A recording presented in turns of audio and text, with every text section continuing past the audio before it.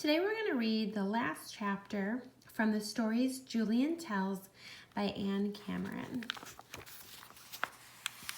This one is called Gloria, Who Might Be My Best Friend. If you have a girl for a friend, people find out and tease you. That's why I didn't want a girl for a friend. Not until this summer when I met Gloria. It happened one afternoon when I was walking down the street by myself. My mother was visiting a friend of hers, and Huey was visiting a friend of his. Huey's friend is 5, and so I think he is too young to play with, and there aren't any kids my age.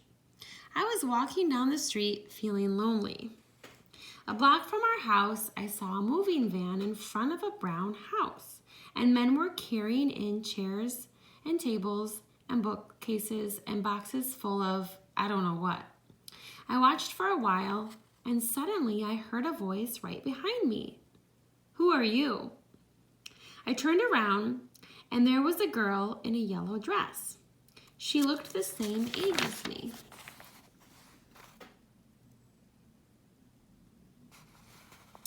She had curly hair that was braided in 2 pigtails with red ribbons at the ends. "I'm Julian," I said. "Who are you?" "I'm Gloria," she said. "I come from Newport. Do you know where Newport is?" I wasn't sure, but I didn't tell Gloria. "It's a town on the ocean," I said. "Right," Gloria said.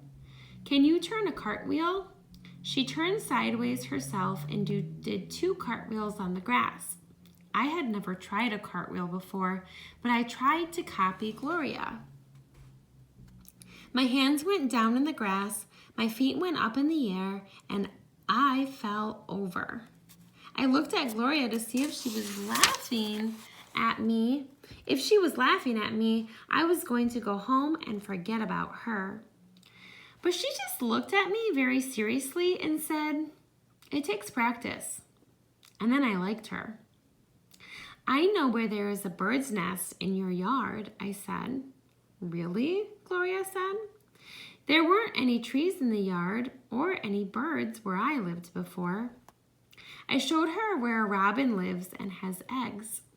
Gloria stood up on a branch and looked in. The eggs were small and pale blue. The mother robin squawked at us, and she and the father robin flew around our heads. "They want us to go away," Gloria said.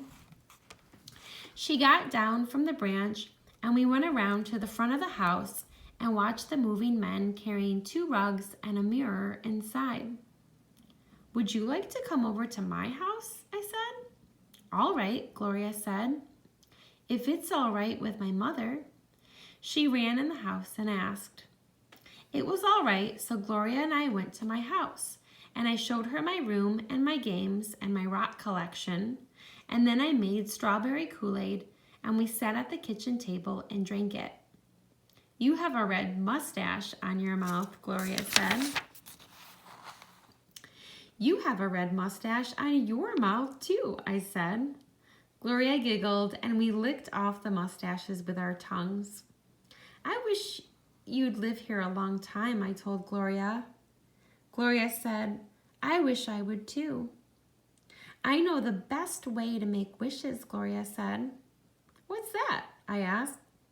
"First you make a kite. Do you know how to make one?" "Yes," I said, "I know how. I know how to make good kites because my father taught me." "We make them out of 2 cross sticks and folded newspaper." "All right," Gloria said, "that's the first part of making wishes that come true. So let's make a kite." We went out into the garage and spread out sticks and newspaper and made a kite. I fastened on the kite string and went to the closet and got rags for the tail. "Do you have some paper and 2 pencils?" Gloria asked. "Because now we make the wishes." I didn't know what she was planning, but I went in the house and got pencils and paper. "All right," Gloria said. "Every wish you want to have come true, write on a long, thin piece of paper. You don't tell me your wishes, and I don't tell you mine. If you tell, your wishes don't come true. Also, if you look at the other person's wishes, your wishes don't come true. Gloria sat down on the garage floor and started writing her wishes. I wanted to see what they were, but I went to the other side of the garage and wrote down my own wishes instead. I wrote, number 1, I wish I could see the catalog cats. 2, I wish the fig tree would be the tallest in town. 3, I wish I'd be a great soccer player. 4, I wish I could ride in an airplane. 5, I wish Gloria would stay here and be my best friend.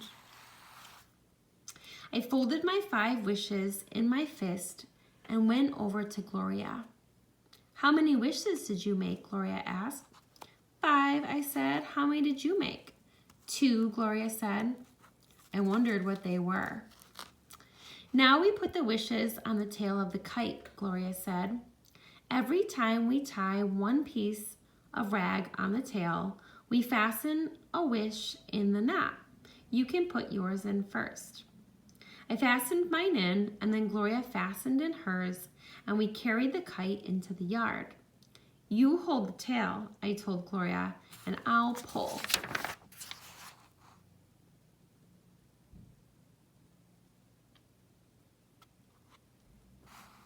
We ran through the backyard with the kite, past the garden and the fig tree, and went into the open field beyond our yard.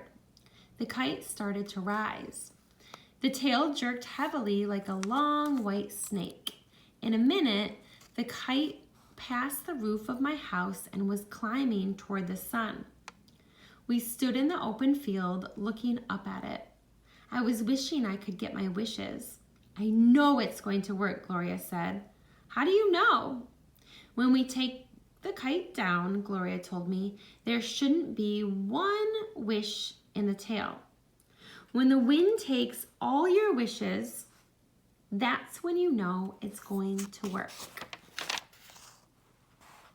The kite stayed up for a long time. We both held the string.